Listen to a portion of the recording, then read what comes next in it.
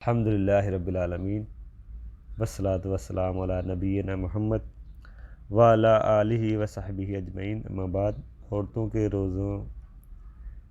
کے جو روزے ہیں ان کے مسائل دیکھیں، مرد اور عورتوں کا جو مسائل ہے روزوں کو وہ یکساں ہیں، ایک جیسی ہیں تقریباً، لیکن بعض حالات میں عورتوں کے جو مسائل ہیں وہ مختلف ہیں۔ مثلا روزے توڑنے کی اجازت ہے عورتوں کو، ان کی کچھ 3-4 حالتیں ہو سکتی ہے۔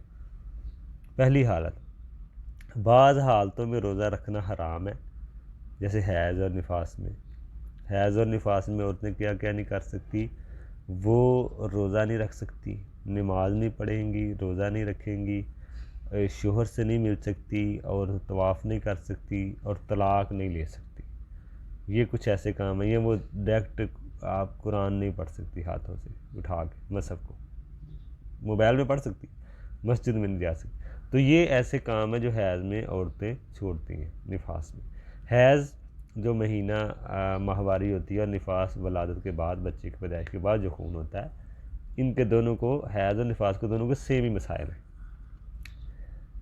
اس پہ پھر روزوں کی قضا واجب ہے ان عورتوں کو، فدیہ نہیں دیں گی۔ یہ فرق کریں عورتیں، فدیہ ان عورتوں کے لیے جو حاملہ ہیں، یا بچوں کو دودھ پلانے کی وجہ سے روزے چھوڑیں، ان کے لیے قضا ہے یا فدیہ ہے، دونوں میں کوئی کام کر لے۔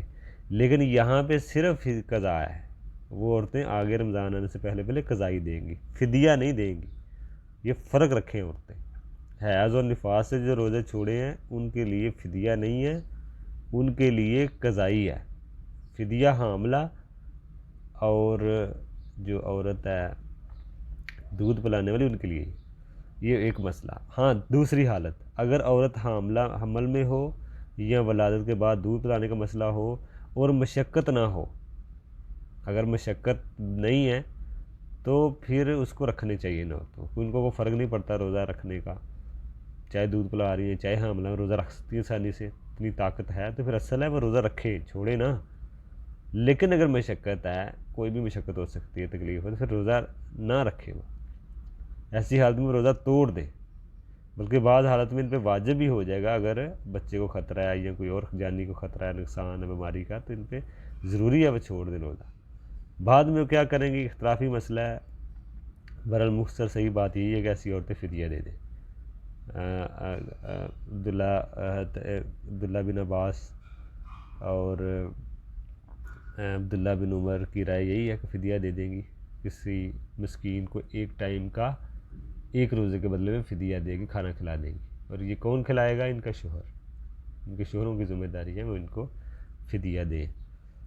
تو یہ بات آ گئی جو عورتوں حاملہ ہوتی ہیں یا حیض کی ہے، نفاس کی حالت میں کیا حکم ہے، حمل اور بچے کو دودھ پلانے کے معاملے میں کیا حکم ہے، ان کے لیے فدیہ ہے۔ اور جو روزے جن کے حیض نفاس کی وجہ سے رہ گئے ہیں، وہ فدیہ نہیں دیں گی، وہ قضا کریں گی، بلکہ اس میں بھی بعض اہل علم کے یہ بھی قضائی کریں، لیکن فدیے کے بھی اہل علم اس کے قائل ہیں، تو وہ فدیہ برلا عورتیں دے سکتی ہیں۔